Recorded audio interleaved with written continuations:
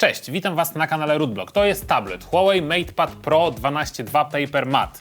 No i dzisiaj zapraszam Was na jego recenzję, ale niekoniecznie tylko moimi oczami. O matowych ekranach mogliście słyszeć na tym kanale już dużo, więc nie chcemy jeszcze raz powielać tego samego tematu, no i tym samym skupić się bardziej na branży, która rzeczywiście tych ekranów potrzebuje. Bo ja jestem osobą, która da sobie radę i z błyszczącym, i z matowym, wiadomo, że wolę matowy, ale to nie jest najważniejsze. Najważniejsze są osoby, do których kierowany jest ten produkt, czyli rysowników, grafików i osób, które rzeczywiście wykorzystują Paper Matte. Zaprosiliśmy więc do materiału Walentego. Walenty jest profesjonalnym rysownikiem, który na co dzień pracuje na iPadzie Pro z matową folią. Walentego możecie znać już z innych naszych materiałów, dlatego że występował w roli rysownika, ale tym razem zrobiliśmy tak, że zabraliśmy mu iPada i daliśmy mu MatePada.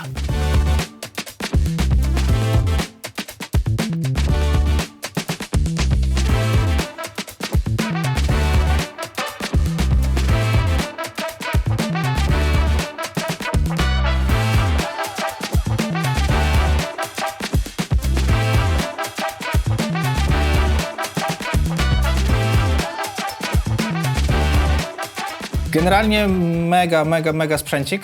Porównując do mojego iPada Pro, który ma tą powłokę Paper, bardziej chropowate, taktylne czucie papieru, to bym bardziej porównał do takiego matu. Ja używam tego starszego iPada, co nie? I ja musiałem kupić to, czyli tą powłokę. Bo tak de facto troszkę mnie denerwowała ta właśnie taktylność, co nie? I tu wychodzą właśnie z rozwiązaniem już dla ludzi, którzy używają na co dzień do szkicowania, ilustrowania, czy właśnie takiej interakcji właśnie z rysikiem, co nie? Bo wtedy, no, jakbyś nie chciał, człowiek jest przyzwyczajony do tego, żeby pisać na papierze, tak? I ta taktylność rzeczywiście pomaga mu w interakcji z tym urządzeniem. Ja jako grafik zauważyłem jedną rzecz, że ciągle pracuję z tabletem bardzo blisko ekranu. I ta powłoka powoduje, że właśnie ja nachylając się nad ekranem nie odbijam się w nim i nie wyobrażam sobie pracy przy jakimkolwiek tablecie, który nie posiada tej matowej powłoki.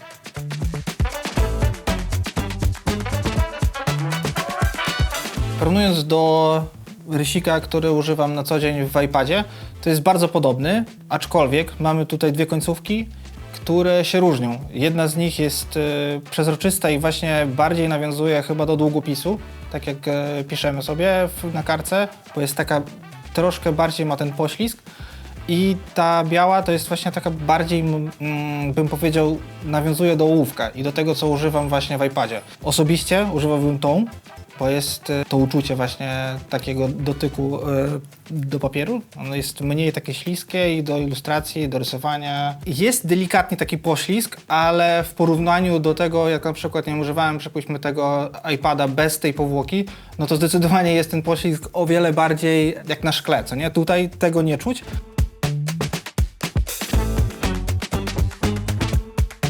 Porównując GoPaint do analogicznych programów, co my używamy, no to naprawdę jest super. Prawie że identyczny, bym powiedział. Różnice są delikatne. Jedyne, co zauważyłem, to właśnie w postprodukcji. Więcej mają tych możliwości, aczkolwiek da się tutaj obejść na przykład, nie wiem, sztuczkami takimi graficznymi, czyli tam dodanie tego ziarna albo przypuśćmy jakąś aberrację. Można to zrobić, ale ogólnie wszystkie funkcje, bo ja używam Matte Pro tylko do właśnie rysowania, szkicowania, jakiegoś właśnie koncept artu, to w zupełności wystarczy.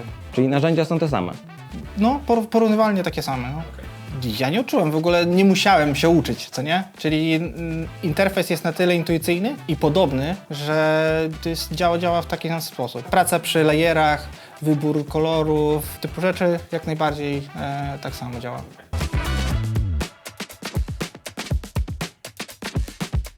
W sensie mam MacBooka, mam iPada, dlatego właśnie ten ekosystem dla mnie jest bardziej wygodny, bo mogę szybciej sobie na przykład, nie wiem, zrobiąc szkic, od razu wyeksportować, wrzucić to do Photoshopa, do Figmy czy gdzieś tam na komputerze i używać już do swojej codziennej pracy. Przy właśnie użyciu MatePada miałbym problem, bo ciągle musiałbym właśnie wyeksportowywać, chociaż nie wiem właśnie, czy wszystkie pliki da się...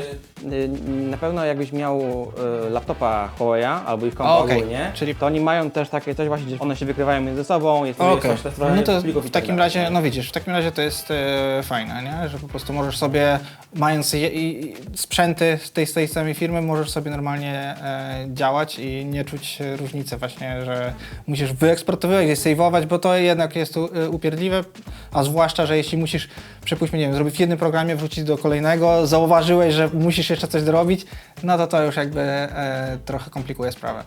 A gdybym twojego tableta i laptopa wymienił na sprzęty od Huawei'a, czyli miałbyś ich cały ekosystem do pracy, to łączenie się urządzeń, przesyłanie plików i tak dalej, to czy byłbyś w stanie się przenieść, czy byłyby jakieś komplikacje, żeby to normalnie działało w twojej pracy? Jeśli jest możliwość, że między sobą współgrają, no to kwestia przyzwyczajenia się chyba tych skrótów klawiszowych, bo wiesz, to już jakby Pamięć mięśni, wiadomo.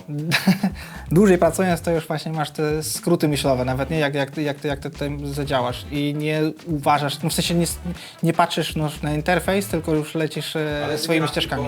Firma jest tylko na Maca? Nie. Figmę Okej. nawet możesz odpalić normalnie w browserze i działać. Bo jeśli my mówimy właśnie o tym, że mając tego GoPainta, Figma, przypuśćmy, albo nawet Photoshopa możemy przecież zainstalować, tak? No to tylko inny układ, na przykład, nie wiem, klawiszowy albo jeszcze coś, tak? Ale funkcjonalność mi się wydaje, że by była identyczna, nie?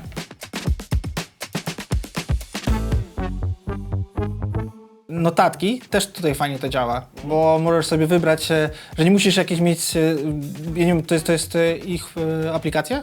No to fajnie, bo to jest jakby dużo kustomizacji, możesz wybrać różne backgroundy, możesz zrobić sobie tam linie, kropeczki, coś ten desen, także wydaje mi się, że w czasach, kiedy ciągle ktoś notuje albo na przykład, nie wiem, prowadzi jakiegoś vloga i ciągle właśnie w tych notatkach leci, to on jest taki bardziej customowy, można powiedzieć, co nie? Także no fajnie.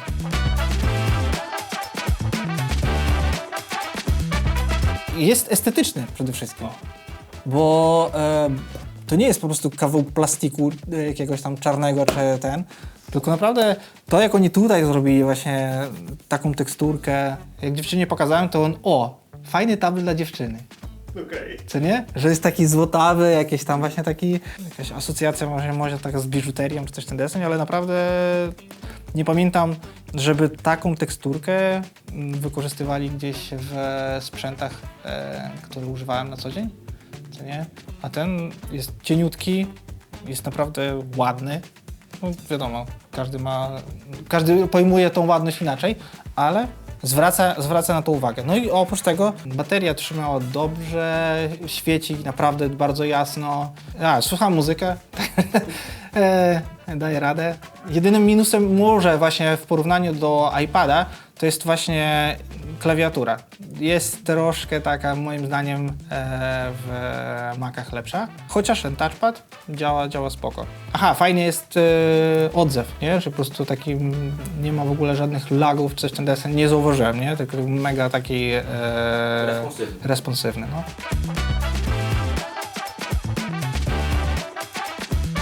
To podsumowując wrażenie z użytkowania tego tabletu, mogę go polecić jak osobom, którzy na co dzień pracują w programach graficznych, dla ilustracji lub robią coś artystycznego, tak i osobom, którzy na co dzień go będą używać do oglądania filmów, robienia notatek, czy po prostu surfowania w internecie.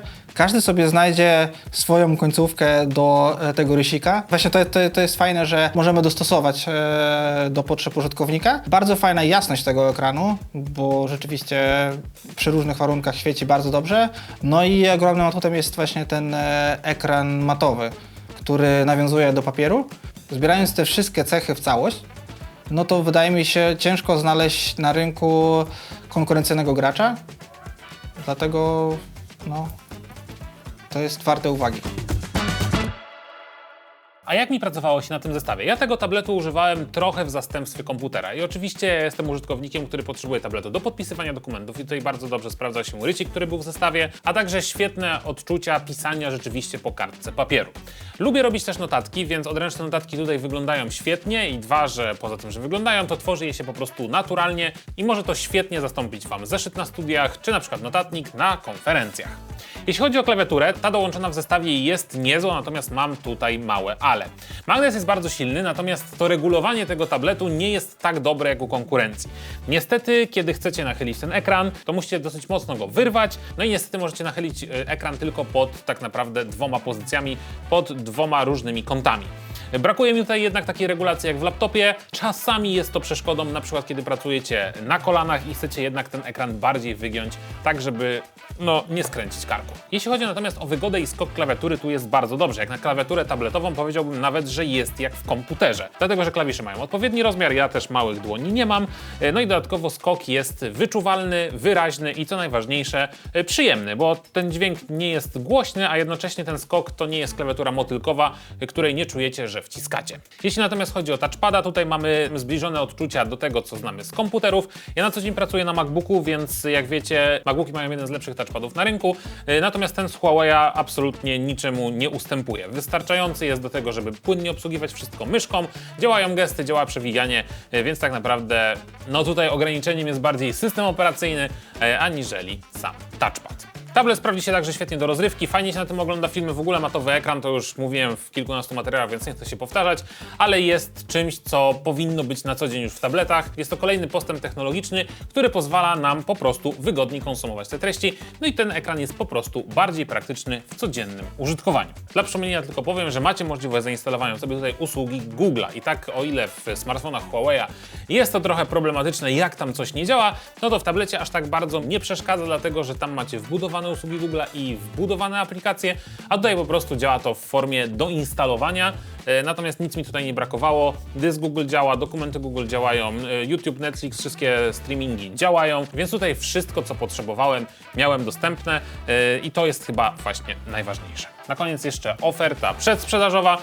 Do 10 listopada macie ten tablet 500 zł taniej. Wszystkie linki oczywiście umieszczamy w opisie. Sponsorem tego materiału jest Huawei, więc tą ofertę zamieszczamy. Możecie się z nią zapoznać.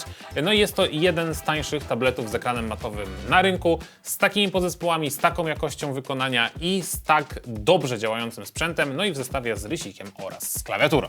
Dziękuję Wam bardzo za oglądanie tego filmu. Dajcie mi znać, czy zapraszanie takich gości i specjalistów, do których konkretny sprzęt jest adresowany, to forma, która daje Wam większy obraz sytuacji. Ja mam świadomość tego, że nie znam się na wszystkim, nie potrafię rysować, nie potrafię programować, więc czasami po prostu fajnie zaprosić takiego gościa. No i co? Chyba widzimy się w kolejnych materiałach na kanale Rootblock. Czołem!